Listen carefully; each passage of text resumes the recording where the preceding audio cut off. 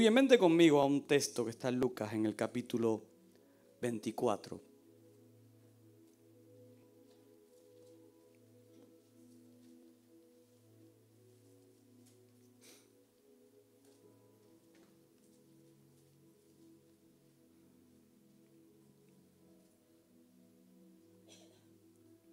Y vamos a leer desde el versículo 1 en esta mañana.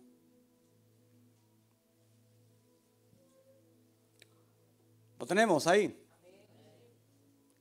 Dice: el primer día de la semana, muy de mañana, vinieron al sepulcro, trayendo las especias aromáticas que habían preparado y algunas otras mujeres con ellas. Y hallaron removida la piedra del sepulcro. Y entrando, di conmigo, no hallaron el cuerpo del Señor Jesús. Aconteció que estando ellas perplejas por esto, he aquí se pararon junto a ellas dos varones con vestiduras resplandecientes. Como tuvieron temor y bajaron el rostro a tierra, les dijeron: ¿por qué buscáis entre los muertos al que vive? No está aquí, sino que ha resucitado. Acordaos de lo que os habló cuando aún estaba en Galilea, diciendo: es necesario que el Hijo del Hombre sea entregado en manos de hombres pecadores y que sea crucificado y resucite al tercer día. Entonces ellas se acordaron de sus palabras y volviendo del sepulcro dieron nuevas de todas estas cosas a los 11. Y a todos los demás eran María Magdalena y Juana y María, madre de Jacobo, y las demás con ellas, quienes dijeron estas cosas a los apóstoles. Mas a ellos les parecían locura. Di locura. Locura las palabras de ellas. Y no las creían. Pero levantándose, Pedro, dice, corrió al sepulcro. Y cuando miró dentro, ¿qué vio? Dice que vio lienzos. ¿Qué lienzos eran esos? Lienzos solos. Y se fue a casa maravillándose de lo que había sucedido. Impresionante leer la historia donde Jesús vence a la muerte. Porque tú y yo seguimos a un Dios vivo, amén. No a un Dios que está en la cruz, no a un Dios que fue derrotado, no a alguien que no tiene poder y autoridad, sino a alguien que es poderoso sobre todas las cosas. A alguien que fue el que creó todo lo que tú y yo podemos ver en el universo. Él es Jesús. Y hoy se recuerda en todo el mundo cristiano ese día en el que Jesús cumple la promesa de que al tercer día Él iba a resucitar. De que al tercer día Él iba a salir de la tumba. Iba a vencer a la muerte. Y ese es uno de los días más importantes para la humanidad. Porque es uno de los días donde tú y yo obtenemos esperanza de vida. Ayer veíamos aquí una representación muy simpática. ¿Recuerdas? Era el sábado donde todo parecía perdido. El sábado donde todo parecía que no había esperanza. Donde veíamos a un gobernador que se jactaba de lo que había hecho, aún a pesar de que no iba ni con él. Donde encontrábamos unas mujeres rotas y quebradas por el dolor. Incluso veíamos a ese Pedro que hoy hemos leído, que corre a la tumba. Lo veíamos ahí roto por su actitud en los últimos instantes de Jesús. En los momentos en los que Él estaba enfrentando esa muerte. Mira Mateo 17:22 dice: estando ellos en Galilea, Jesús les dijo: el Hijo del Hombre será entregado en manos de hombres y si lo matarán, pero al tercer día resucitará. Dice que ellos se entristecieron mucho. ¿Sabes por qué? Porque solo escucharon la primera parte. Escucharon la parte de que el Hijo del Hombre iba a ser muerto. Pero yo creo que estaban tan agobiados y tan angustiados en esa primera parte que sus oídos no escucharon que al tercer día aquel que estaba muerto iba a volver a la vida. Que al tercer día aquel que parecía derrotado se iba a levantar con una victoria que nadie le iba a poder arrebatar por los siglos de los siglos. Juan 2:19 dice: respondió Jesús y les dijo: destruid este templo y en 3 días lo levantaré. Jesús prometió vencer a la muerte y resucitar. Por eso yo te quiero decir en esta mañana: alza tu mirada. Levanta tus ojos. Mira a aquel que ha vencido. ¿Y dónde lo ves? ¿En un sepulcro? ¿Dónde lo ves? Sin poder ni autoridad. Mira, cuando tú y yo alzamos nuestros ojos y lo hacemos a la luz de la palabra, a la luz de las escrituras, ¿a dónde vemos a Jesús?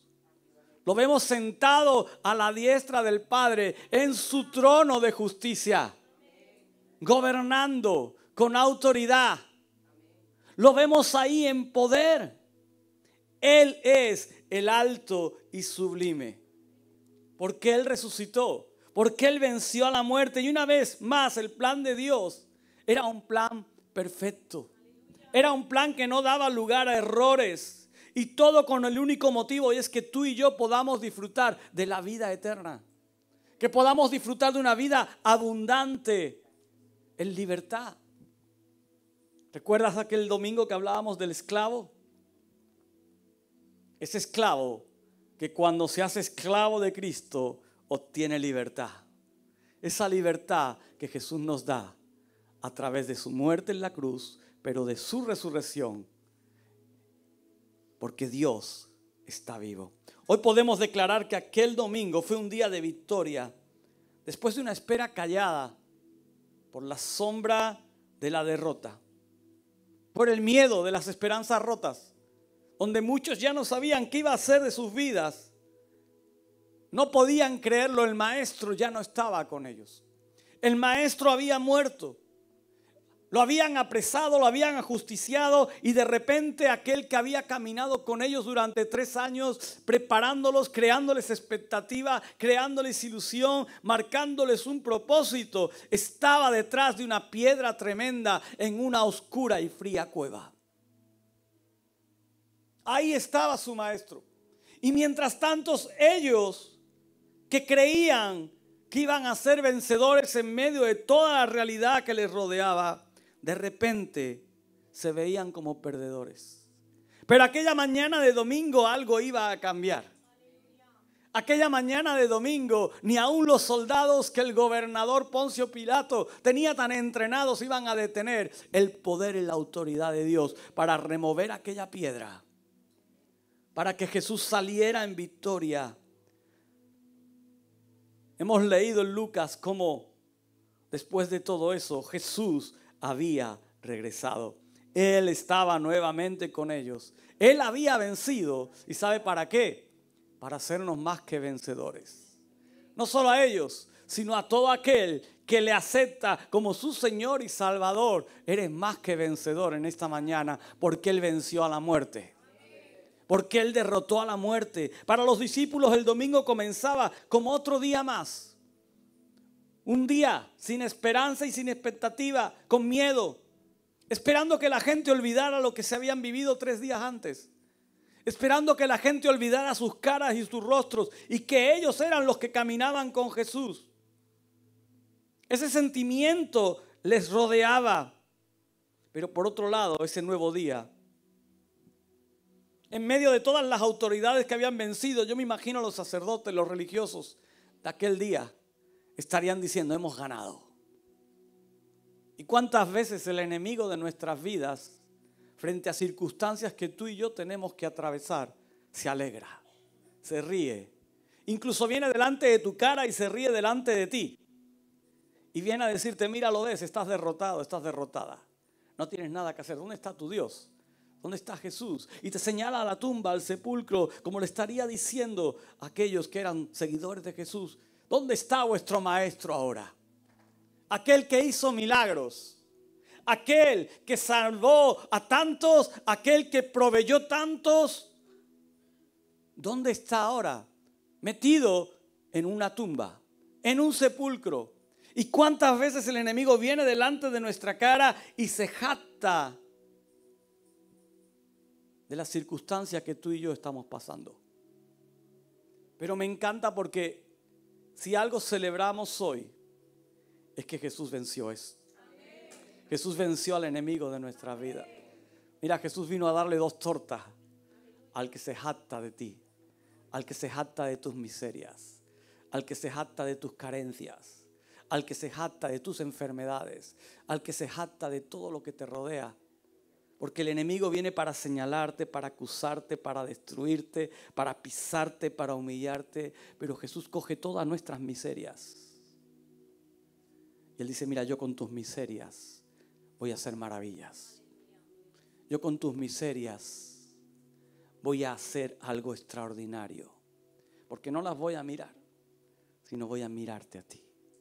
Voy a mirar tu realidad, voy a mirar tu necesidad, voy a mirar tu corazón, voy a mirar lo que realmente hay en tu interior. Vemos 2 escenas muy diferentes ese domingo. Unos gozándose por algo que habían hecho, otros con incertidumbre porque no sabían lo que les esperaba. Pero por encima de todo eso, ¿sabes quién estaba? Dios, con un plan perfecto, con un proyecto bien determinado. Y Él estaba ya preparando todo para que lo que Él había definido que tenía que acontecer a partir de ese instante comenzara a suceder. Mira, la experiencia de ver a Cristo crucificado lleva a los discípulos a concluir que Dios había resucitado a Jesús de Nazaret entre los muertos. Esa experiencia que ellos viven ese domingo les lleva a recordar esas palabras que no escucharon el primer día. Al tercer día resucitaré. Al tercer día estaré de nuevo entre vosotros. Y es en medio de ese escenario donde la noticia del maestro, esa noticia que dice no está en la tumba, Jesús ha resucitado, comienza a esparcirse como un fuego. Y para las 2 partes es difícil de entender. Las autoridades comienzan a creer que alguien ha robado el cuerpo, que están ahí preparando todo para que se cumpla lo que había dicho. Pero los discípulos, aquellos que caminaron con Jesús, llegan a entender que lo que Él había dicho se ha cumplido. Que lo que Él había declarado estaba aconteciendo. Y como siempre las mujeres cogen delantera. Esas mujeres que iban a ungir el cuerpo de Jesús, cuando encuentran a aquellos varones, tienen claro que el maestro está vivo. El maestro está vivo. Mira, el relato de Lucas continúa hablándonos de 2 personas que iban camino a Emaús. Y sabemos la historia y no me voy a parar ahí mucho.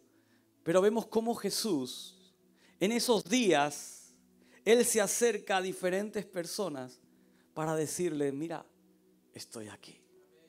He cumplido mi promesa. Estoy a tu lado. No me he quedado en la tumba.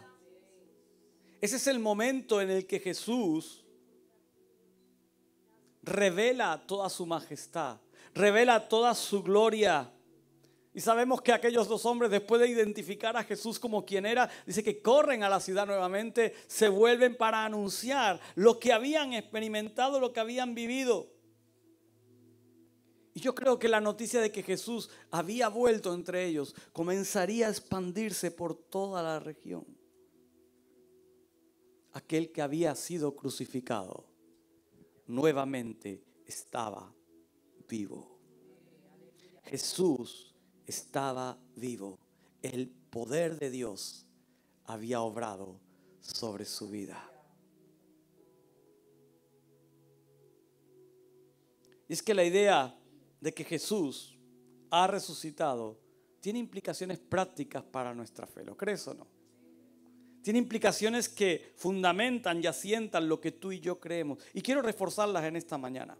Mira, si los discípulos pierden el temor y salen a hablarle al mundo, ¿sabes por qué es? Porque Jesús ha resucitado.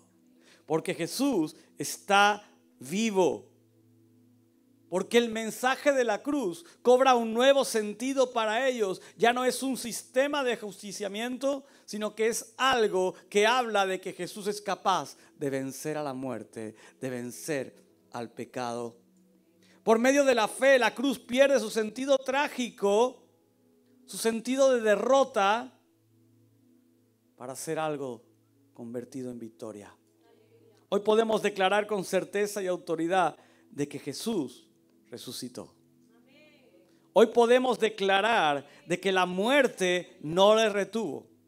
Hoy podemos declarar que el sepulcro no lo pudo mantener en cautividad. Aleluya. Y es que la cruz ya no solo significa un juicio injusto o una condena que no era la que él tenía que recibir. La cruz es mucho más. La cruz marca el momento de tu salvación y de la mía. La cruz marca el momento de la salvación de toda la humanidad. Mira, la cruz es el medio por el cual Dios restablece su comunión para buscar al ser humano perdido. La cruz no es otra cosa que un grito que señala tu pecado y mi pecado. Señala nuestras faltas. Y la palabra es muy clara, dice que todos estamos muertos. ¿En dónde? En delitos y pecados. Todos. Ni uno se salva de eso. La cruz es el medio por el cual Dios hace que tú y yo podamos ser liberados de esos pecados. La cruz señala que tú y yo somos libres de ellos. Que alguien pagó el precio. Mira, esa era la voluntad salvífica o salvadora de Jesús.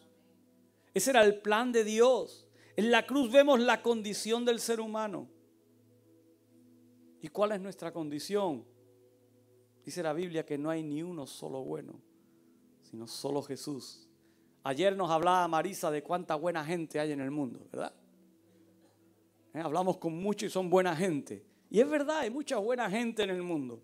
Pero el ser buena gente no nos garantiza que un día, el día que partamos de este mundo, estemos delante de la presencia de Dios.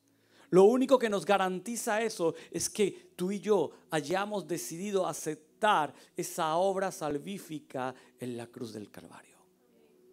Tú y yo hayamos decidido aceptar que Él pagó el precio de nuestras faltas y de nuestros pecados a pesar de ser buena gente. Yo creo que aquí hay buena gente en esta mañana. Mira al lado y dile qué buena gente eres.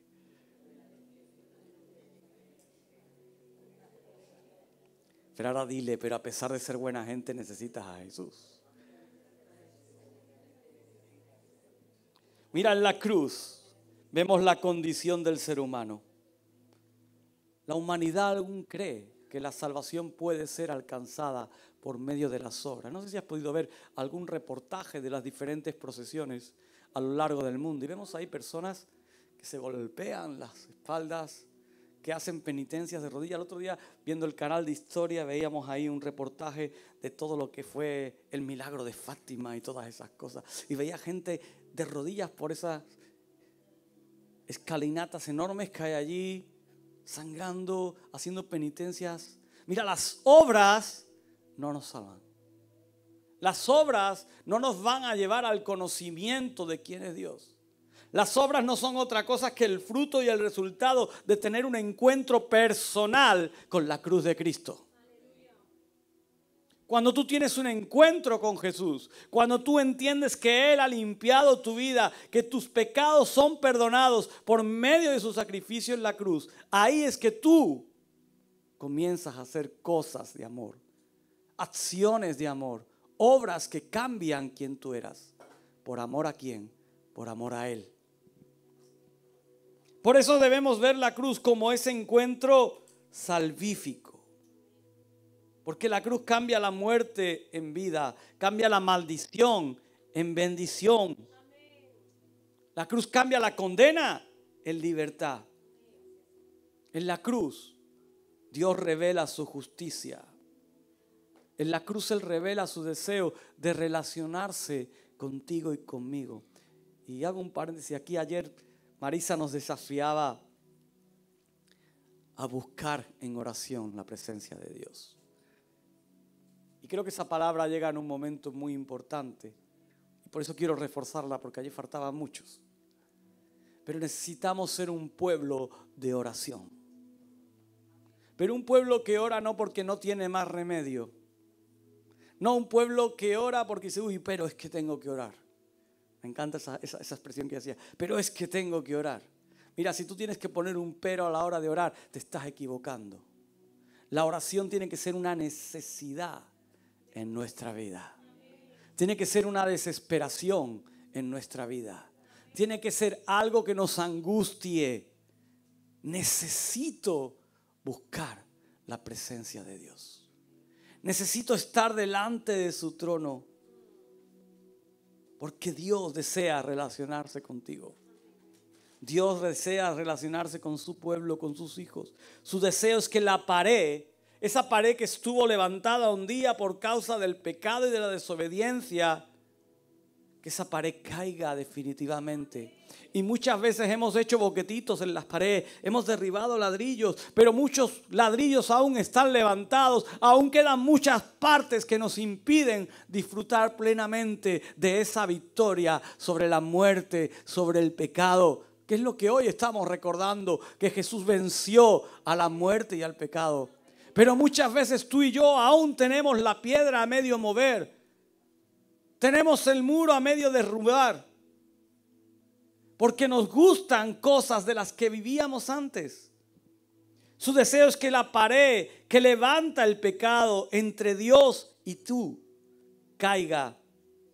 Mira, Pablo le dijo a los romanos en Romanos 5, versículo 1, justificados pues por la fe, tenemos paz con Dios por medio de nuestro Señor Jesucristo. Pero aún hay algo más, el paso que nos da la clave para ver en la cruz el camino de salvación. Si creemos que Jesús de Nazaret fue levantado de entre los muertos, y espero que lo creas en esta mañana. Si lo crees, di un amén fuerte ahí. Lo dice la palabra, dice, ya no podemos ver en él simplemente a un joven que era un carpintero, simplemente a alguien que era hijo de una mujer llamada María, simplemente a un hombre más, como tú y yo. Simplemente no podemos ver en él a un predicador que sabía expresar correctamente aquello que él declaraba. No podemos verle como un maestro más que enseñaba una doctrina novedosa. No podemos verle incluso como ese hombre religioso místico del cual muchas religiones hoy pretenden hacerlo ver, o como un simple filósofo. Mira, desde la fe no podemos ver en Jesús a un hombre muerto injustamente. Y fue un hombre muerto injustamente, pero no te quedes ahí. Por la fe, aún los títulos de rabí, título de maestro bueno, no son suficientes para declarar quién es Él. No alcanzan a la grandeza de quién es Él.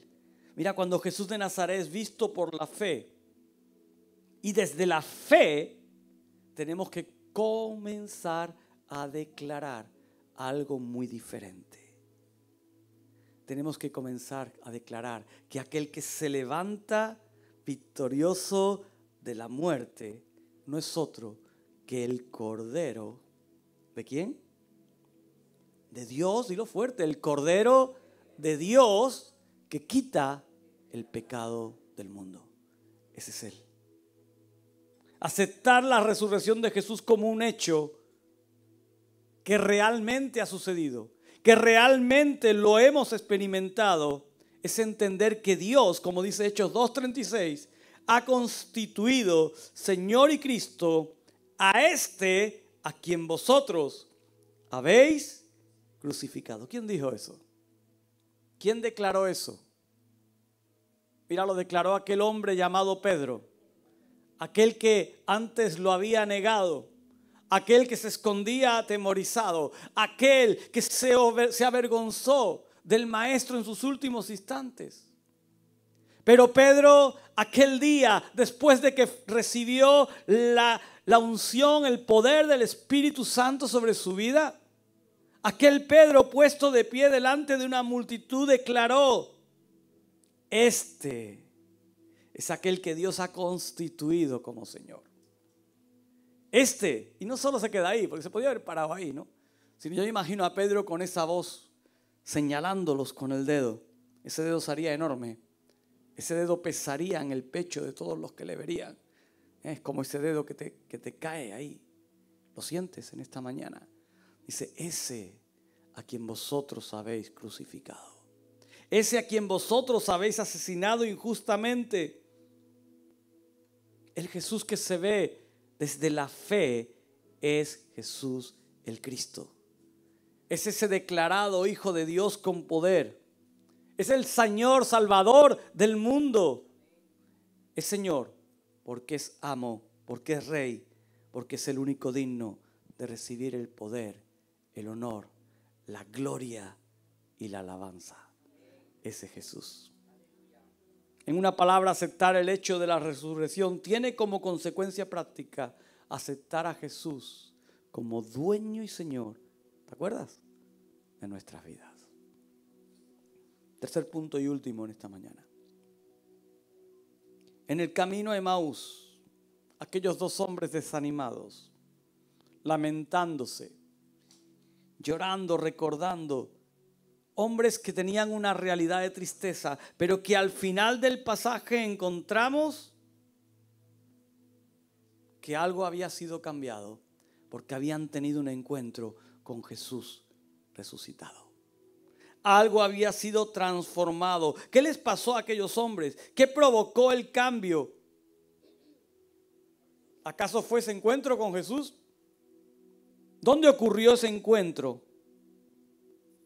¿Por qué de repente de la tristeza pasan a la alegría? Mira, el encuentro con el crucificado ocurre en el camino. Jesús se une a ellos en el camino, en ese camino de tristeza. Y en medio de ese camino, ¿qué es lo que hace Jesús? Comienza a poner ánimo, comienza a poner aliento. Dice la palabra que Él comienza a abrirles las escrituras, ¿verdad? Comienza a hablar con ellos y de repente esa palabra comienza a quemar sus vidas. ¿A cuánto nos encontró Jesús en el camino? Quizás tú no ibas rumbo a Emaús, pero ibas rumbo al desastre. O quizás ibas rumbo al supermercado. O quizás ibas rumbo al hospital. O ibas rumbo a la religiosidad. Ibas rumbo a las ataduras de adicciones. Quizás ibas rumbo hacia una familia desestructurada. No sé cuál era tu rumbo, pero sí sé algo, que si estás aquí sentado hoy es porque Jesús salió a darte el encuentro al camino. Y no un Jesús muerto, no un Jesús que estaba sepultado en una tumba, sino un Jesús que resucitó, que venció a la muerte, que venció al pecado. Y de repente ese Jesús comenzó a hablarte a través de su palabra.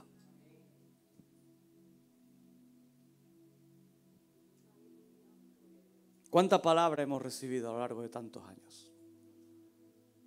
Mira, yo llevo aquí desde pequeñajo. ¿Y cuántas veces olvidamos lo que la palabra nos habla? ¿Cuántas veces nos adaptamos y nos conformamos a una vida de religiosidad? A una vida de normativas, a una vida de costumbres.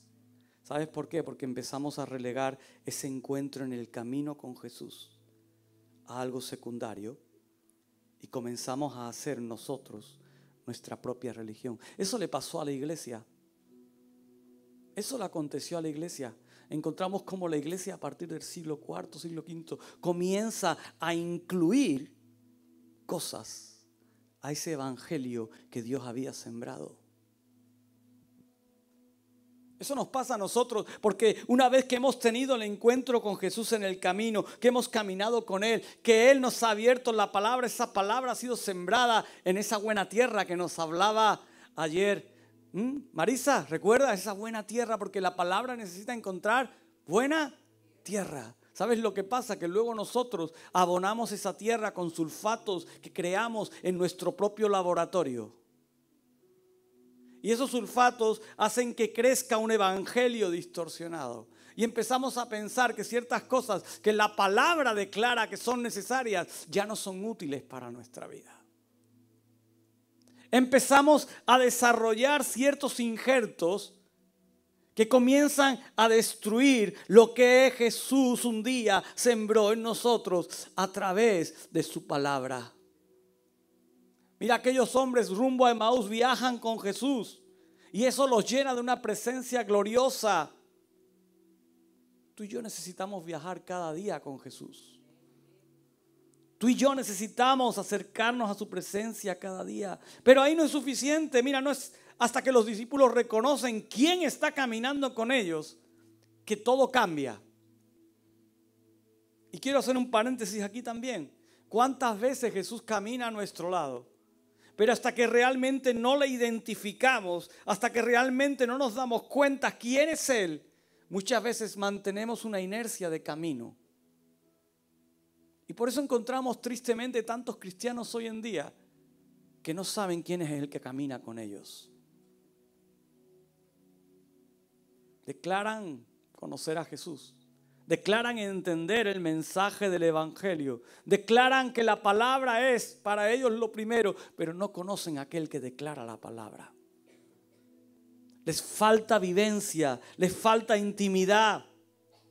Hasta que no se reconoce que Jesús está vivo y muy vivo en medio de nosotros, en tu corazón, no se renueva nuestro entendimiento. Por eso Romanos 12:1 declara la importancia de renovar nuestro entendimiento conforme a su palabra, conforme a sus principios. Mira, no es hasta que confesamos con nuestros labios la fe en el Señor, que está resucitado, que somos salvos. Romanos 10:9 dice, porque si confiesas con tu boca que Jesús es el Señor, confiesas, pero luego dice, y crees en tu corazón, es decir, lo asientas, que Dios le resucitó de entre los muertos. Dice, serás salvo. Del mismo modo, muchos caminan junto al Señor hoy. Y todos esos son consolados por Él. ¿Lo crees? Son fortalecidos. Son bendecidos por su presencia. Muchos experimentan el amor de Dios en sus vidas. Así que hoy, en este domingo de resurrección, quiero decirte, necesitamos tener cada día un encuentro glorioso con el Jesús crucificado. Pero sobre todo necesitamos tener cada día un encuentro con el Cristo resucitado. Con aquel que venció la muerte. Con aquel que venció al pecado. Es necesario tener cada día un encuentro con aquel que dio su vida por cada uno de nosotros. Y eso solo se puede hacer cuando tú y yo acudimos al lugar secreto. Cuando tú y yo acudimos a esa cámara a escuchar su voz. Cuando tú y yo acudimos a su palabra. Cuando tú y yo acudimos a reunirnos y a congregarnos como iglesia. Y ahí recibimos vivencia de parte del Espíritu Santo como congregación. Amén. Y ahí los dones se manifiestan. Y ahí todo el cuerpo trabaja a una. Necesitamos caminar cada día con Cristo resucitado. Porque a Jesús se le conoce en el camino, pero no se le reconoce hasta que está sentado con Él a la mesa. No se le reconoce hasta que te sientas con Él. ¿Sí? ¿Recuerdas la escena? Cuando Jesús se sienta con ellos, dice que Él parte el pan. Y ahí es cuando, ¡wow! Es Jesús. Me encanta Jesús. Si yo viviera en aquella época, sería muy feliz con Él. Porque Jesús cada vez que quería transmitir algo importante, ¿sabes dónde lo hacía? alrededor de una mesa. A Jesús le encantaba la hostelería. Yo creo que hubiera sido un buen gourmet. Las mejores conversaciones con Jesús se tienen sentados a su mesa. Se tienen allí, junto con Él, donde Él abre su corazón, donde Él revela y acerca su palabra. Termino. Hoy se recuerda en todo el mundo cristiano que es día de victoria. Que es el día en que Jesús vence a la muerte para darnos vida. Y escúchame bien, se celebra, pero tristemente no todos lo experimentan.